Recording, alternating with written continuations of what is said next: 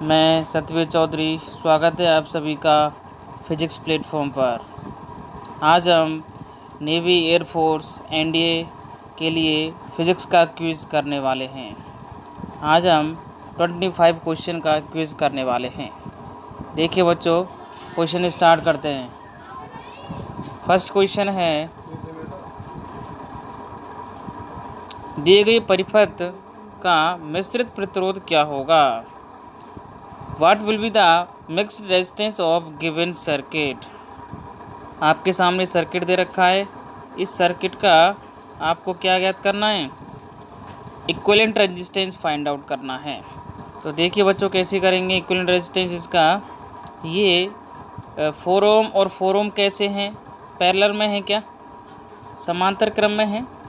किस में है ये? समांतर क्रम में। तो समांतर क्रम में फॉर्मूला क्या होता है? दो रेजिस्टेंस का और सेम वैल्यू के हैं तो क्या होगा? R/N। क्या होगा? R/N। तो R कितना है आपके पास? 4। N कितने इसमें? 2। तो कितना आ गया? 2 आ गया यहाँ से। तो ये रेजिस्टेंस कितने का आ गया? 2 का। ये देखिए यहाँ पर ये 9 ओम, 9 ओम और 9 ओम, ये 9 ओम के हैं। फिर से R/N करेंगे हम। R कितने का? 9 का। N कितने इसमें? 3। कितना आएगा? ये 3 का आ गया। और 2 और 3 कैसे हैं? सीरीज में। कैसे है बच्चों? सीरीज में। तो सीरीज में क्या होता है? रेजिस्टेंस ऐड होता है, R1 plus R2। That means 2 और 3 कितना हो गए? 5। क्या हो गया बच्चों? 5। तो आंसर क्या होगा इसका? 5। 5 कौन सा है? देखिए ऑप्शन ए। कौन सा ऑप्शन हो गया मेरे पास? ए ऑप्शन राइट होगा इसका। तो इस प्रकार से हमने फर्स्ट क्वेश्चन कंप्लीट कर लिया है। नेक्स्ट क्वेश्चन पर चलते हैं बच्चों। सेकंड क्वेश्चन पर। सेकंड क्वेश्चन है मेरे पास, what is the dimension formula of potential energy? स्थितिज ऊर्जा का विमीय सूत्र क्या है? तो याद रखो बच्चों, चाहे वो काइनेटिक एनर्जी हो और चाहे पोटेंशियल एनर्जी हो या वर्क हो, सभी की डायमेंशंस क्या होती हैं? सेम होती हैं, विमाएँ। अब इसकी विमाएँ कैसे निकालेंगे हम? Dimension formula. वर्क क्या होता है अपना? फोर्स इनटू डिस्प्लेसमेंट होता है, बल इनटू विस्थापन। तो बल की डायमेंशंस क्या होती है? M1 L1 T-2। क्या होती है? M1 L1 T-2। और डिस्प्लेसमेंट की क्या होती है? L1 और L1 कितना हो गया? L2। तो क्या हो गई? M1 L2 T-2 हो गई क्या? तो इस प्रकार से हम क्या बोल सकते हैं? ऑप्शन नंबर देखिए आप, M1 L2 T-2। That means option A. Option A right होगा। तो आपको एक ही बात याद रखनी है बच्चों, पोटेंशियल एनर्जी हो, काइनेटिक एनर्जी हो, कोई भी हो एनर्जी, एनर्जी की जो यूनिट होगी वो जूल की इक्वली होगी। दैट मीन्स वर्क, और वर्क की जो डायमेंशन है वो एनर्जी की हो जाएगी। नेक्स्ट क्वेश्चन में चलते हैं बच्चों। Third question, the correct mirror equation is. सही दर्पण समीकरण है। तो दर्पण समीकरण क्या होता है बच्चों? जैसे ये क्या होती है? ये मुख्य अक्ष होती है इसमें, और ये कोई भी मिरर है मेरे पास।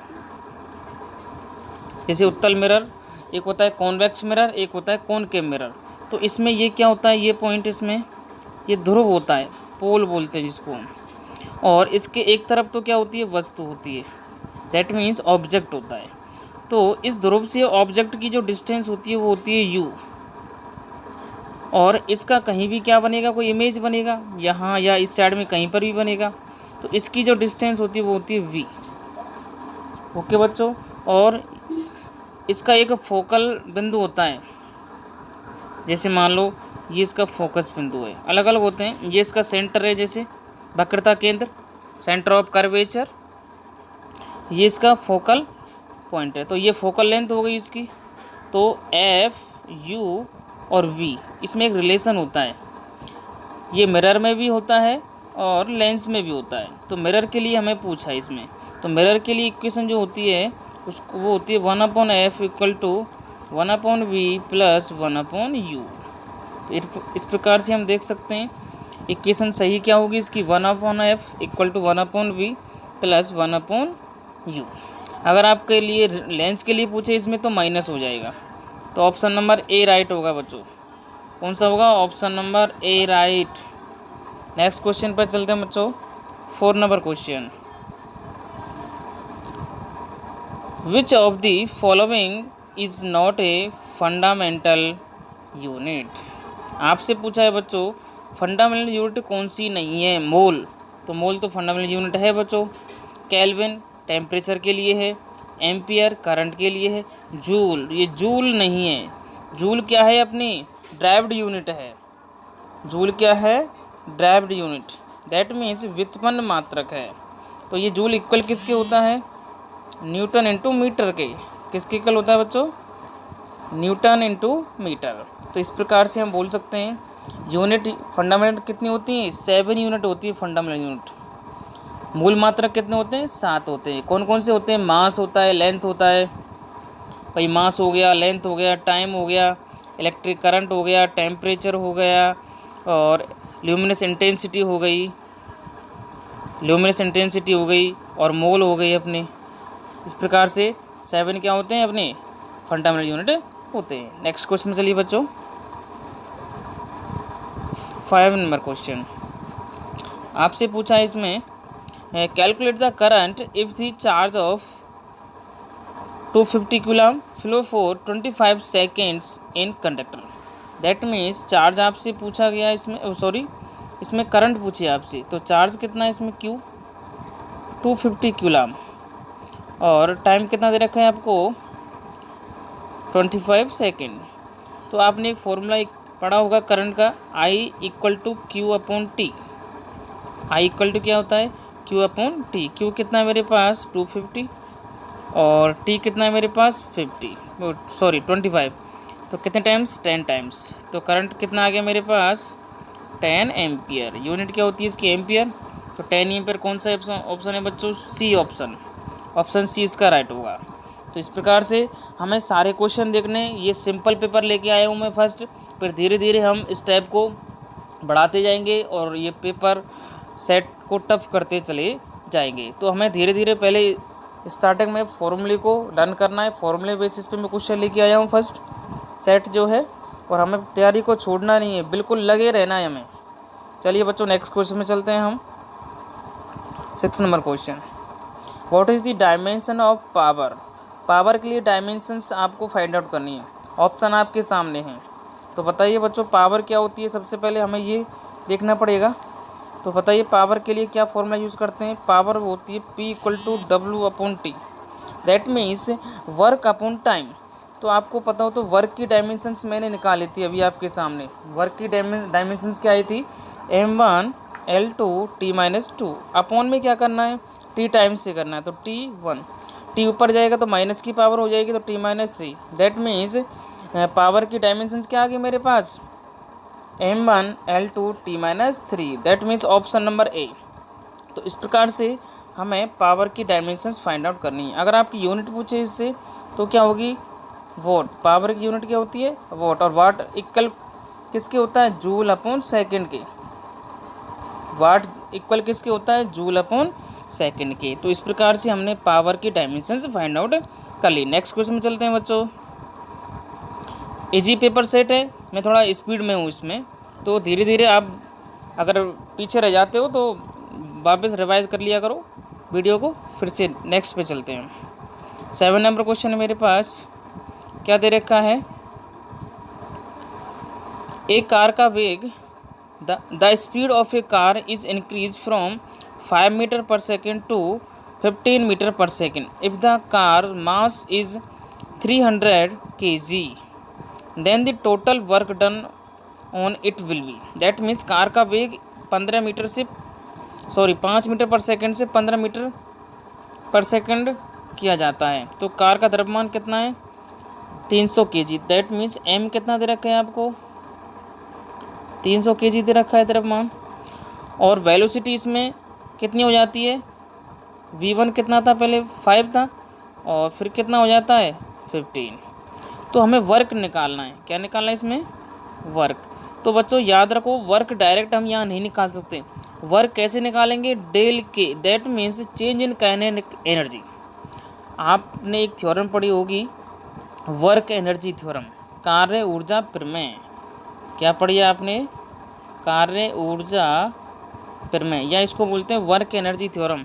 इसमें क्या होता है, वर्क जो है वो किसके इक्वल होता है? चेंज इन काइनेटिक एनर्जी के इक्वल होता है। तो इस प्रकार से चेंज इन काइनेटिक एनर्जी क्या होती है? काइनेटिक एनर्जी का फॉर्मूला क्या होता है? 1/2 mv²। क्या होता है? 1/2 mv²। तो यहाँ से हम चेंज कर देते हैं तो वर्क आ जाएगा मेरे पास। कैसे? देखिए बच्चों, हम इसमें क्या करते हैं, वर्क को कैसे निकालेंगे? 1/2 mv² माइनस v1²। चेंज हो गया काइनेटिक एनर्जी में। 1/2 m कितना मेरे पास? 300, v2² माइनस v1²। v2 कितना है? 15 का स्क्वायर कितना होता है? 225 माइनस 5 का स्क्वायर कितना होता है? 25। तो यहाँ से कितने टाइम्स हो गया? ये 15 टाइम्स हो गया, 150 टाइम्स। और ये कितना हो गया यहाँ पर? 200। मल्टीप्लाई करिए बच्चों, 15 2 जा 30 हो गए और 3 0 आ गए मेरे पास। तो इसको क्या लिख सकता हूँ मैं? 3 × 10⁴ लिख सकता हूँ क्या? 3 × 10⁴। और वर्क है ये जूल में होगा, तो ऑप्शन नंबर कौन सा आ गया मेरे पास बच्चों? बी ऑप्शन राइट होगा इसका। Option number B, option number B right होगा इसका।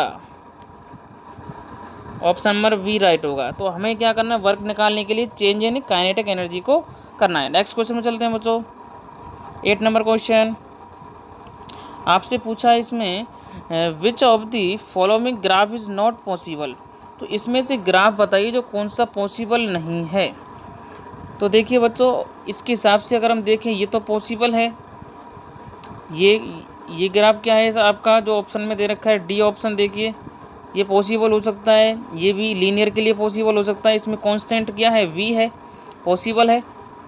और ये भी पॉसिबल है, बढ़ता जा रहा है। अब इसमें अगर मैं देखूं, जैसे टाइम आपका मान लो यहाँ पर कितना है? 4 सेकेंड है, ठीक है। और वेलोसिटी में यहाँ देख रहा हूँ इस प्रकार से 2 metre per second, 4 metre per second, 6 metre per second, 8 metre per second. क्या ऐसा पॉसिबल हो सकता है क्या? एक ही टाइम पर डिफरेंट वेलोसिटी आ सकती हैं क्या? पॉसिबल ही नहीं है। क्यों? क्योंकि अगर आपका टाइम फिक्स कर दिया आपने तो वेलोसिटी चेंज कैसे होगी? तो इसका मतलब क्या है? ये ग्राफ पॉसिबल नहीं है। तो हम बोल सकते हैं ऑप्शन कौन सा राइट होगा इसका? सी ऑप्शन राइट होगा। कौन सा ऑप्शन राइट होगा बच्चों? सी ऑप्शन राइट होगा इसका। पूछा है इसमें कौन सा पॉसिबल नहीं है। नेक्स्ट क्वेश्चन में चलते हैं बच्चों। 9 number question, a body throws a ball upward the with a speed of 20 metre per second. Speed कितनी है उसकी बताइए? ऊर्ध्वाधर ऊपर की ओर फेंकता है। वेलोसिटी दे रखी है आपको 20 मीटर पर सेकेंड। तो गेंद कितनी ऊंचाई तक जाएगी? गेंद की ऊंचाई बतानी है आपको ऊर्ध्वाधर ऊपर की ओर। तो H = आपको पता होगा, फॉर्मूला यूज करते हैं U²/2G। क्या करते हैं बच्चों? ये किस में है? आपके प्रोजेक्टाइल मोशन के अंदर आता है। मैक्सिमम हाइट के लिए ये फॉर्मूला यूज करते हैं हम। और उसके लिए आपसे अगर एंगल पूछ ले, थीटा क्या होगा? 90 डिग्री होगा मैक्सिमम हाइट के लिए।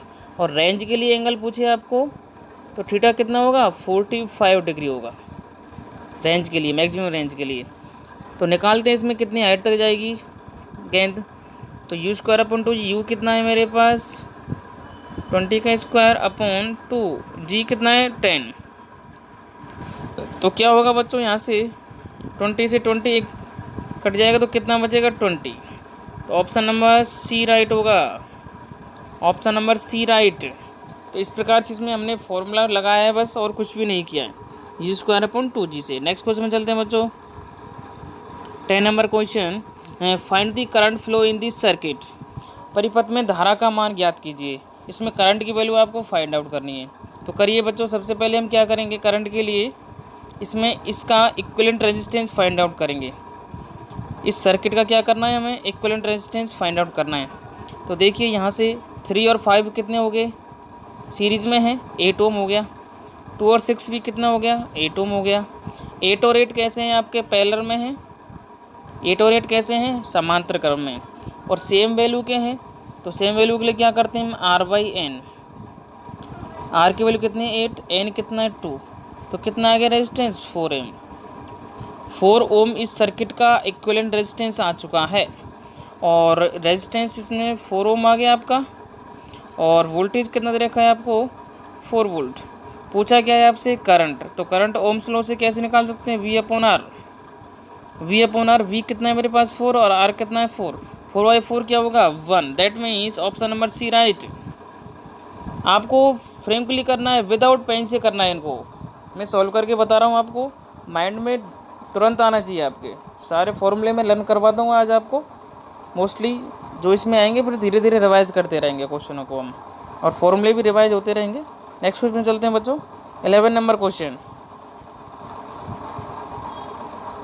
Boiling point of the liquid due to impurities, that means अशुद्धियों के कारण द्रव का क्वथनांक क्या होता है।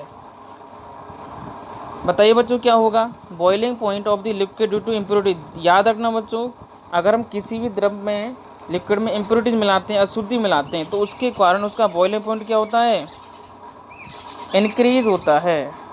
क्या होता है बच्चों, इंक्रीज होता है। ऑप्शन नंबर ए राइट होगा इसका, ऑप्शन नंबर ए राइट होगा। अशुद्धि के कारण क्या होता है, बॉइलिंग पॉइंट बढ़ जाता है। नेक्स्ट क्वेश्चन में चलते हैं बच्चों। What is the gravitation force between two masses. आपको डायग्राम दे रखा है, इसमें आपसे पूछा है ग्रेविटेशन फोर्स क्या होगा। तो इसके लिए आपको क्या करना पड़ेगा, मास फर्स्ट कितने का दे रखा है आपको, 15 kg का, और सेकंड कितने का दे रखा है आपको, 20 kg का, और थर्ड कितने का दे रखा है आपको, सॉरी डिस्टेंस कितनी दे रखी है इसमें, R 20 मीटर। तो हम अब फोर्स का यूज करते हैं। फोर्स क्या होगा बताइए, ग्रेविटेशनल फोर्स क्या होता है, F G m1 m2 upon r²। Newton ने एक ग्रेविटेशनल फॉर्मूला दिया था, वो क्या दिया था, G m1 m2 upon r²। तो वैल्यू पुट कीजिए आप, G ऐसे कैसे रख दिया आपने, क्योंकि G के फॉर्म में ऑप्शन है। m1 m2 क्या है, 15 इंटू 20 डिवाइड बाई r², 20 का स्क्वायर, 20 का स्क्वायर। तो इसमें क्या होगा, 20 से एक 20 कैंसिल हो जाएगा, 20 का स्क्वायर।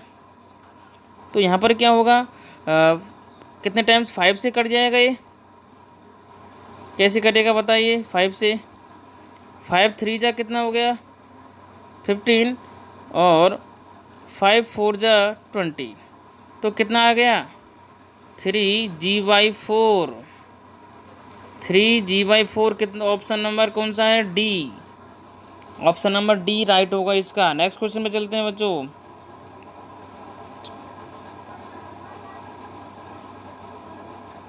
नेक्स्ट क्वेश्चन कौन सा है मेरे पास, 30 नंबर क्वेश्चन।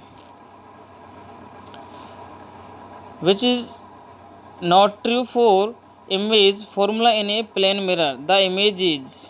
आपसे पूछा है निम्न में से समतल दर्पण में बने प्रतिबिंब के लिए सही नहीं है, प्रतिबिंब होता है।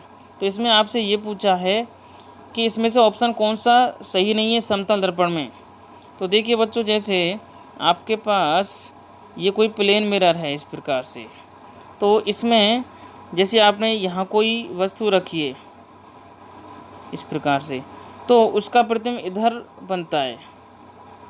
कैसे, वो कैसे बनेगा, वर्चुअल बनेगा। कैसा बनता है, वर्चुअली ही बनता है, कहने का मतलब आभासी। क्यों, यहाँ एग्जैक्ट नहीं बनता, पीछे मिलाने पर इस प्रकार से बनता है, और सीधा बनता है, राइट है, वर्चुअल है, इरेक्ट है। पार्शियल उल्टा, दैट मीन्स जैसे यहाँ इस प्रकार से बन रहा है इस साइड में, तो वो इस साइड में दिखेगा। जैसे हम शीशा के सामने ही देखें तो लेफ़्ट राइट होता है और राइट क्या होता है, लेफ़्ट होता है। तो इस प्रकार से ये सही है। आगे बोलता है वस्तु की अपेक्षा दर्पण के निकट नहीं, इसमें इक्वल होता है। दैट मीन्स u और v, वस्तु से दूरी और प्रतिबिंब की दूरी बराबर होती है, u इक्वल टू v होता है इसमें। तो ये ऑप्शन क्या हो गया, इसमें फॉलो नहीं कर रहा है, इसको इक्वल नहीं होता है ये, सॉरी इसमें इक्वल होता है, तो इसमें बोला निकट, ऐसा कोई नहीं है। तो ऑप्शन नंबर डी राइट होगा इसका, ऑप्शन नंबर डी राइट होगा। नेक्स्ट क्वेश्चन में चलते हैं बच्चों। एक माध्यम का अपवर्तनांक क्या है जिसमें प्रकाश 2 गुणा 10⁸ मीटर पर सेकंड की गति से गमन करता है। इसमें आपको रिफ्रैक्टिव इंडेक्स पूछा है। क्या पूछा है इसमें, रिफ्रैक्टिव इंडेक्स म्यू पूछा है आपसे। तो ये इसका फॉर्मूला होता है एक C/V, रिफ्रैक्टिव इंडेक्स होता है C/V। C क्या है, light of velocity, velocity of light, प्रकाश का वेग है वो कितना होता है 3 गुणा 10⁸ अपॉन v। लाइट की वेलोसिटी जिस मीडियम में वो ट्रेवल कर रहा है उसमें कितनी वेलोसिटी दे रखी है आपको, 2 × 10⁸। तो ये पावर तो कैंसिल हो गई, 2 से कितनी बार, तो आंसर कितना आ रहा है 3/2। कौन सा ऑप्शन है, ऑप्शन नंबर कौन सा है, ए, 3/2, 3/2 होगा। नेक्स्ट क्वेश्चन में चलते हैं बच्चों। 15 number question, for total internal reflection light must travel. आपसे पूछ रहा है पूर्ण आंतरिक परावर्तन के लिए प्रकाश को गमन करना चाहिए। जैसे आपने देखा होगा इसमें क्या होता है, टोटल इंटरनल रिफ्लेक्शन के अंदर अगर हम बात करें उसकी, तो ये एक मीडियम है आपका, मान लेते हैं ये आपका डेंसर मीडियम है। कौन सा है ये, डेंसर, डेंसर में सघन माध्यम है। और ये आपका क्या है, नॉर्मल हो गया, नॉर्मल में अभिलंब। तो प्रकाश की किरण क्या है, जब जैसे सघन से विरल माध्यम में जाती है, जैसे मान लो इस एंगल से गई तो ये सीधी चली जाती है, मुड़ जाती है इधर से, क्यों, विरल से अगर सघन से विरल में जा रही है तो अभिलंब से क्या होती है, दूर हटती है। अगर हम इस एंगल को कम करते जाएंगे तो एक स्थिति ये आएगी, ये यहाँ पर सीधी हो जाएगी। दैट मीन्स क्रांतिक कोण की बात करें हम, तो क्रांतिक कोण क्या होगा, इस प्रकार से इससे अधिक होती है, ये इसी माध्यम में वापस आ जाती है। तो प्रकाश की किरण क्या होती है, जब सघन से विरल माध्यम में जाती है तो एक ऐसी स्थिति आती है जिससे वापस उसी माध्यम में आ जाती है, उसको ही हम क्या बोलते हैं, पूर्ण आंतरिक परावर्तन। तो ये कब होता है, ऑप्शन दे रखे हैं आपके सामने, विरल से सघन या सघन से विरल। तो ऑप्शन कौन सा राइट होगा बच्चों इसका, सघन से विरल माध्यम में, ऑप्शन नंबर बी राइट होगा, पूर्ण आंतरिक परावर्तन के लिए। और ये भी बात आपको याद रखनी है, हीरे जो डायमंड होता है वो चमकता है, वो भी पूर्णांतरिक परावर्तन पर ही वर्क करता है। और ऑप्टिकल एक इंस्ट्रूमेंट होता है जिसको बोलते हैं प्रकाश तंतु, वो भी इसी पर आधारित है। नेक्स्ट क्वेश्चन में चलते हैं बच्चों। 16 number question, a thin prism of 6 degree angle gives A deviation of 3 degree, the refractive index of the material of the prism. आपको पूछा इसमें प्रिज्म का रिफ्रैक्टिव इंडेक्स की बात कर रहा है। तो ये प्रिज्म बना लिया, प्रिज्म में क्या होता है सभी डिग्री, ये समबाहु त्रिभुज में होता है। प्रिज्म देखा होगा आपने, प्रिज्म कैसा होता है, जैसे एक त्रिभुज होता है अपना, कौन सा, समबाहु त्रिभुज। तो उसमें सभी कोण कितने डिग्री के होते हैं, 60 डिग्री के होते हैं। तो उसमें आपसे विचलन दे रखा है आपको, विचलन दैट मीन्स डेविएशन। तो इसके लिए एक फॉर्मूला यूज़ करते हैं, del equal to mu minus 1 into A. A angle कौन सा है, जो प्रिज्म का है, जो 60 डिग्री का है। डेल क्या है इसमें, डेविएशन, मतलब डेविएशन में कितने कोण से जो माध्यम है, भाई प्रकाश कहाँ से जा रहा है, विरल से सघन में जा रहा है प्रिज्म के अंदर, फिर सघन से विरल में जा रहा है, तो वो विचलित हो जाता है, डेविएशन हो जाता है उसका। तो डेविएशन डेल होगा इसमें। तो हम निकालते हैं, इसमें निकालना क्या है, हमें म्यू निकालना है, रिफ्रैक्टिव इंडेक्स। तो कैसे निकालते हैं, इस फॉर्मूले में पुट कर देते हैं। डेल की वैल्यू क्या है मेरे पास, बताइए, 3, इक्वल टू म्यू हमसे पूछा है, तो म्यू माइनस वन और एक कितना दे रखा है 6 डिग्री। तो करिए सॉल्व इसको भाई। यहाँ से 3 से कितने बार 2 टाइम्स हो गया कैंसिल, ये 2 टाइम्स हो गया, तो ये क्या हो गया 1/2 इधर आ गया, 1/2 प्लस 1, ये प्लस इधर जाएगा तो कितना हो गया 3/2। दैट मीन्स म्यू की वैल्यू क्या आ गई मेरे पास 3/2। ऑप्शन नंबर कौन सा सी, ऑप्शन सी राइट होगा इसका। तो आपको प्रिज्म के अंदर एक ही फॉर्मूला याद रखना है, del equal to mu minus 1 into A. Next question में चलते हैं बच्चों। 17 नंबर क्वेश्चन, 25 क्वेश्चन का सेट है बच्चों, पूरा देखना है आपको, बहुत सारा कुछ मैटर आपको मिलेगा, सारी चीज़ सीखने को मिलेंगी आपको। वीडियो को अंत तक देखना है और अच्छा लग रहा है तो आपको लाइक और शेयर भी करते चलना है। चलिए बच्चों नेक्स्ट क्वेश्चन पर। द डेविएशन डेल ऑफ ए रे on passing through a prism of small angle A is. तो आपसे पूछा है न्यून कोण ए के प्रिज्म से गुजरने पर किरण का विचलन कोण होता है। तो अभी मैंने बताया था बच्चों आपको फॉर्मूला इसका कितना बताया था, del equal to mu minus 1 into A. तो यही ऑप्शन देख लो आप, कौन सा कहाँ दिखाई दे रहा है आपको, देख सकते हो आप, ऑप्शन नंबर सी राइट होगा।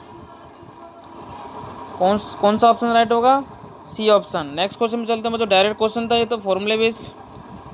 18 नंबर क्वेश्चन पे आते हैं। Which of the following colour has maximum wavelength. आपसे बात कर रहा है मैक्सिमम वेवलेंथ किसकी होती है। तो मैक्सिमम वेवलेंथ की हम बात करें तो एक फॉर्मूला याद रखो बच्चों, उससे हम सारी वो निकाल सकते हैं। तो एक फॉर्मूला होता है विबग्योर, क्या होता है विबग्योर। तो विबग्योर में क्या होता है, तो ये क्या है विबग्योर फॉर्मूला है, ये बढ़ता हुआ क्रम है इसका वेवलेंथ का। तो इसमें सबसे ज़्यादा जो वेवलेंथ होती है वो किसकी होती है, रेड की होती है। लाल रंग की वेवलेंथ क्या होती है, सबसे ज़्यादा होती है। और सबसे कम किसकी होती है वेवलेंथ, बैंगनी की, वॉयलेट की। तो इस प्रकार से ये बढ़ता जा रहा है वेवलेंथ। और याद रखना जो इसका हम बात करें अगर किसकी प्रकिरण की, तो वो सबसे कम होगा किसका, रेड रंग का, रेड का। इसीलिए हम क्या करते हैं, जो डेंजर मार्क होते हैं वो किसके बनाते हैं, रेड के बनाते हैं। नेक्स्ट क्वेश्चन में चलते हैं बच्चों। 19 number question, what is the SI unit of plane angle. जो समतल कोण होता है उसकी यूनिट क्या होती है, रेडियन होती है या स्टेरेडियन होती है। तो याद रखना है बच्चों, अगर आपके दो एंगल होते हैं, जैसे कोई भी इस प्रकार से कोई स्क्वायर है, ट्रायंगल है या और भी है, रेक्टेंगुलर है, तो इसके जो एंगल होते हैं उसकी जो यूनिट है सिंपल समतल कोण की वो होती है रेडियन। क्या होती है बच्चों, हम रेडियन में यूज़ करते हैं। और इसको निकालते कैसे हैं, जैसे रेडियन क्या होता है आपका, जैसे मान लो कोई π/3 है, ये क्या है रेडियन है। इसको थीटा में अगर हम चेंज करते हैं तो क्या करते हैं हम, बताइए 180/π से हम क्या कर देते हैं इसको, सॉरी इसको क्या करते हैं हम, जैसे आपका ये कितना है π/3, तो इसको यहाँ से मल्टीप्लाई कर देते हैं हम किससे, 180/π से। तो पाई से पाई कैंसिल हो गया और 3 से कितनी बार 60 टाइम्स। तो इसको निकाल सकते हैं हम कितना 60 डिग्री। तो एंगल में हो गया 60 डिग्री और रेडियन में कितना हो गया π/3। तो इस प्रकार से समतल कोण की या प्लेन एंगल की यूनिट क्या होती है आपकी, रेडियन होती है। नेक्स्ट क्वेश्चन पर आइए बच्चों। 20 number question, what is the SI unit of solid angle. Solid angle की यूनिट क्या होती है, सीधा सीधा क्वेश्चन है बच्चों, डायरेक्ट आना चाहिए आपको। स्टेरेडियन क्या होती है, स्टेरेडियन, डायरेक्ट बोल सकते हैं हम steradian, option number B. Next question पे चलते हैं बच्चों। What is the SI unit of radioactivity. रेडियो धर्मता की यूनिट क्या होती है, बताइए रेडियो धर्मता की यूनिट क्या होती है। रेडियो धर्मता फेरेड, स्टेरेडियन, बैकुरेल या रेडियन। तो रेडियो धर्मता की यूनिट क्या होती है, बैकुरल। क्या होती है बच्चों, बैकुरल, ऑप्शन नंबर सी। इसके बारे में थोड़ी जानकारी ले लेते हैं हम, क्या है देखिए। 1896 में हेनरी बैकुरल एक्सरे के गुणों का अध्ययन करने के लिए स्वाभाविक रूप से फ्लोरोसेंट खनिजों का उपयोग कर रहे थे, जिसे 1895 में विल्हेम रेंजन द्वारा खोजा गया था। और रेडियो एक्टिविटी शब्द वास्तव में मैरी क्यूरी द्वारा गढ़ा गया था, दिया गया था। रेडियो एक्टिविटी किसके द्वारा दिया गया था? Marie Curie. ये एक कपल थे, मैरी क्यूरी और पियरे क्यूरी, जिसने अपने पति पियरे के साथ मिलकर बेकेल द्वारा ही हाल में खोजी गई घटना की जांच शुरू की। नेक्स्ट क्वेश्चन में चलते हैं बच्चों। 22 नंबर, वाटर फ्रीजेज एट, पानी जम जाता है, कितने डिग्री पर पानी जमता है? ऑप्शन है 0 degree centigrade, 273 kelvin, 32 degree Fahrenheit, all of these. तो कितने पर जमता है पानी? 0 डिग्री पर। ऑप्शन बताइए इसमें कौन सा सही होगा? सभी ऑप्शन राइट होंगे, क्योंकि 0 को डिग्री सेंटीग्रेड में 0 बोलते हैं, केल्विन में 273 बोलते हैं, और फ़ारेनहाइट में 32 बोलते हैं। तो इसका मतलब all of these. Next question पे चलते हैं। नेक्स्ट क्वेश्चन पे चलते हैं बच्चों। 23 नंबर क्वेश्चन। 23 नंबर क्वेश्चन कौन सा है? दो समान बल उनके परिणामी या तो समान होते हैं, वे किस कोण पर झुके होते हैं? दैट मीन्स इसमें हमें क्या निकालना है? परिणाम ही निकालना, रिजल्ट नहीं निकालना है। तो फॉर्मूला कौन सा होता है इसका? R square equal to P square plus Q square plus 2pq cos theta से। तो इसमें क्या बोल रहा है आपसे? इक्वल हैं सभी, p equal to q equal to r, सभी के परिमाण बराबर हैं, तो एंगल क्या होगा? तो कैसे लिख सकते हैं इसको हम? इस प्रकार से देखिए, इसमें क्या करना है। क्या मैं लिख सकता हूँ कि इसको यहाँ से R square equal to r square plus 2r square cos theta. तो यहाँ से जब हम सॉल्व करेंगे तो थीटा की जो वैल्यू आएगी वो कितनी आएगी? 120 डिग्री। आप सॉल्व कर लेना इसको, सीधा सीधा फॉर्मूला है, सीधा क्वेश्चन सॉल्व हो जाएगा। वो नेक्स्ट क्वेश्चन में चलते हैं। 24 number question, internal resistance of ideal current source. Ideal current source का इंटरनल रेजिस्टेंस बताना है आपको, 0, 1/4, इनफाइनाइट या 1। याद रखना बच्चों, अगर आइडियल करंट सोर्स है तो उसका इंटरनल जो रेजिस्टेंस होगा वो इनफाइनाइट होगा। याद रखना, आइडियल करंट सोर्स का इंटरनल रेजिस्टेंस कितना होता है? इनफाइनाइट। और अगर आइडियल वोल्टेज सोर्स है तो उसका इंटरनल रेजिस्टेंस कितना होगा? 0 होगा। क्या होगा? 0 होगा। तो कौन सा ऑप्शन राइट होगा इसमें? ऑप्शन नंबर सी राइट होगा। करंट सोर्स है, इसमें वोल्टेज पूछता तो 0 डिग्री होता, सॉरी 0 डिग्री नहीं, 0 होगा। Next question, last question, 25 number question, 2 heater wire of equal length are first connected in series then in parallel, the ratio of heat produced two cases. That means heat क्या होती है आपको पता होगा। इसमें heat का फॉर्मूला क्या होता है? I square R T. That means H proportional R. Heat resistance के प्रोपोर्शनल ही होगी। तो रेजिस्टेंस पहले सीरीज में बोल रहा है, तो सीरीज में क्या होगा? R प्लस आर, कितना हो गया? 2R। और पैरेलल में कितना होता है? R/2। तो इसका रेशियो देख लो आप, कितना होगा? 2R upon R/2। 2 कहाँ चला गया? ऊपर, तो R से R, 2 इंटू 2 कितना हो गया? 4। तो रेशियो कितना आ गया मेरे पास? 4:1। तो ऑप्शन नंबर कौन सा? सी होगा राइट। तो इस प्रकार से बच्चों पूरा वीडियो देखो आप, अच्छा लगे लाइक एंड शेयर करो, और अच्छे से मैंने वीडियो बनाया, मेहनत की है, तो आप भी मेहनत करिए। थैंक्स।